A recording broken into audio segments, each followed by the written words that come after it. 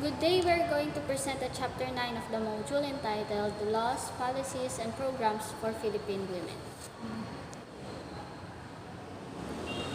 At the end of this chapter, the student should be able to 1. Name Philippine laws that protect and empower women. 2. Explain the importance of policies that protect and empower women. And 3. State the aims of these policies for women and for the society as a whole. The way the world is structured places certain groups are at a disadvantage. These groups have particular rights that are specified to their needs, which include sexual and reproductive health care, protection against gender-based violence, and the right to non-discrimination in education and the workplace. The respect for what if say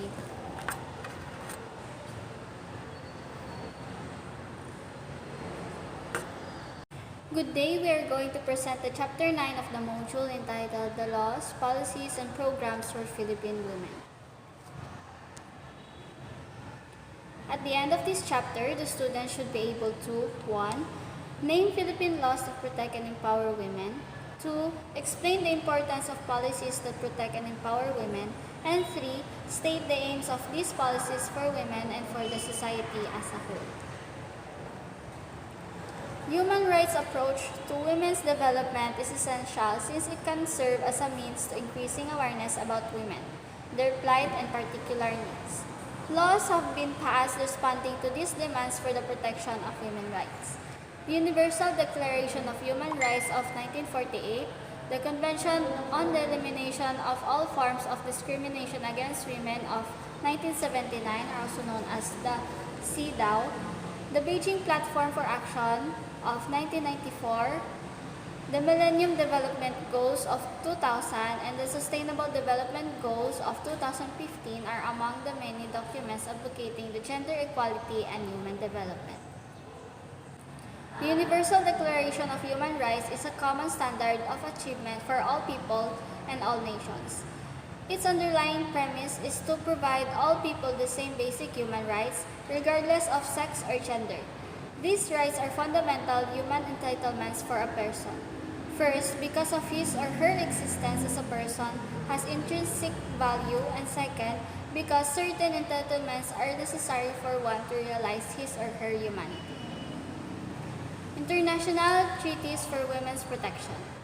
International instruments provide a context for gender mainstreaming initiatives in the Philippines and serves as a basis for the assessment of these initiatives. The Beijing Platform for Action, the MDGs, and the CEDAW all advocate gender equality in the national and international spheres. These instruments were identified by the Philippine Commission on Women, or the PCW, the government agency that promotes gender equality and women's empowerment. The Convention on the Elimination of All Forms of Discrimination Against Women. The CEDAW, also known as the International Bill of Rights of Women, is the only human rights treaty which affirms the reproductive rights of women and targets culture and tradition as influential forces shaping gender roles and family relations. Timeline of notable policies and laws for women. 1975 to 1985, the United Nations Decade of Women. This period gave attention to women's issues in the global perspective. While the initial focus of this decade was on domestic violence, other various forms of violence against women were later added, such as domestic violence, trafficking and sexual exploitation, and women in detention and in armed conflict. On 1979, the CEDAW was adopted.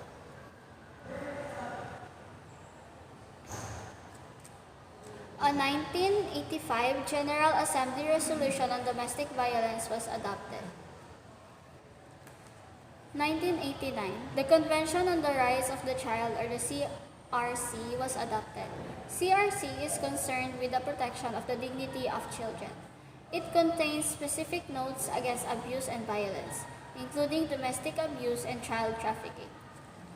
1994, the International Conference on Population and Development was initiated upon recognition of the relationships between violence against women and reproductive health and rights, from the health consequences of domestic violence and harmful practices such as female genital mutilation to women's increased risk of HIV and AIDS as a result of violence. Its program of action called upon governments to take legal and policy measures against violence on women and girls. 1995. The Beijing Platform for Action identified specific areas of action for governments to take in the prevention and response to violence against women and girls. The issue of violence against women is featured as a chapter and is one of the 12 areas for priority action with an expansive definition of forms of violence. 1999. November 25th was designated the United Nations International Day for the Elimination of Violence Against Women, which also marked the United Nations formally joining the 16 Days of Activism Against Gender Violence, proclaimed and commemorated by the International Women's Movement since 1991. 2008, the United Nations Secretary-General launched an unprecedented global campaign, Unite, to end violence against women, calling on governments, civil society, women's organizations, young people, the private sector, the media, and the entire UN system to 1. Adopt and enforce national laws that address and punish all forms of violence against women and girls. 2. Adopt and implement multi-sectoral national action plans. 3. Strengthen data collection on the prevalence of violence against women and girls. 4. Increase public awareness and social mobilization. And 5. Address sexual violence in conflict by 2015. On 2013, member states adopted the agreed conclusions during the 57th Commission on the Status of Women on the prevention and elimination of all forms of violence against women. The CEDAW defines discrimination as any distinction, exclusion, or restriction made on the basis of sex which has the effect of or purpose of impairing or nullifying the recognition, enjoyment, or exercise by women, irrespective of their marital status, on a basis of equality of men and women, of human rights and fundamental freedoms in the political, economic, social, cultural, civil, or any other field. Any state or country that adopts the CEDAW must commit itself to ending discrimination against women. Specifically, a state must work to incorporate the principle of equality of men and women in their legal system, abolish all discriminatory laws, and adopt appropriate ones prohibiting discrimination against women, and to establish tribunals and other public institutions to ensure the effective protection of women against discrimination, and to ensure elimination of all acts of discrimination against women by persons, organizations, or enterprises. The Magna Carta of Women, or the MCW, establishes the Philippine government's pledge of commitment to the CEDAW. Beijing Platform for Action. The Beijing Platform for Action, or BPFA, emphasized that women share common concerns that can be addressed only by working together and in partnership with men towards the common goal of gender equality around the world. It was the result of the Nairobi forward-looking strategies for the advancement of women held in 1985. The BPFA aims for the complete participation of women in all spheres of life through the shared responsibility of men and women at home, in the workplace, and in the public sector. It seeks a people-concerned sustainable development. BPFA is a landmark act that recognizes the subordinate position of women in the globe and aims to promote and protect their full rights while diagnosing problems related to women issues. The UN mandated its Commission on the Status of Women to monitor the integration of gender perspectives on critical issues highlighted in the BPFA. The BPFA has special consideration for the girl child, indigenous women, women workers, and women who were victims of violence in armed conflict. It also focuses on social dimension of growth, recognizing the structural adjustment plans had left behind women and had led to termination of poverty, the phenomenon in which majority in the world's poor are women. the 12 critical areas of concern that need urgent action. First, the persistent and increasing burden of poverty on women, inequalities and inadequacies in unequal access to education and training, inequalities and inadequacies in unequal access to health care and related services, violence against women, the effect of armed or other kind of conflict on women, including those living under foreign, inequality in economic structure and policies in all forms of productive activities and in access to resources, inequality between men and women in the sharing of power decision making at all levels, an efficient mechanism at all levels to promote the advancement of women, lack of respect for inadequate promotion and protect of the human rights of women. Stereotyping of women and equality in women access to and participation in all communication systems, especially in the media. Gender inequalities in the management of natural resources and in the safeguarding of the environment, and persistent discrimination against and violation of the rights of the girl child. Gender mainstreaming and strategy for gender equality was established as an outcome of this fourth United Nations World Conference on Women. It was then seen as the most important mechanism to fulfill the commitment made to the Beijing Platform for Action in 1995. Signatories of the BFA must adopt national policies and programs that incorporate gender mainstreaming, defined as a strategy for making women as well as men concerns and experience an integral dimension of the design, implementation, monitoring, and evaluation of policies and programs is in all political, economics, and societal spheres so that women and men benefits equally and inequality is not perpetuated. It is the process of assessing the implementation for women and men of any planned action, including legislation, policies, or programs in all areas and all levels. Millennium Development Goals. The MDGs are a collection of 8 goals that focus on major issues of the underprivileged people around the globe. They were drafted by the UN in 2000 as a way to combat the most pressing issues of developing countries. The goal focused on reducing poverty, hunger, disease, and gender inequality, as well as ensuring access to water and sanitation by 2015. The MDGs focus on education or gender. Goal 2 to achieve universal primary education. Goal 3 to promote gender equality and empower women. And Goal 5 to improve maternal health. Sustainable Development Goals. The new SDGs aim to address the root causes of poverty and inequality in the world today. The SDGs are built from the Millennium Development Goals and aim at continuing the latter's goals and completing the targets by 2030. Below is one specific goal concerning gender equality along with the associated target. DG5 achieve gender equality and empower all women and girls. Goal 5 as the following. First, end all forms of discrimination against all women and girls everywhere.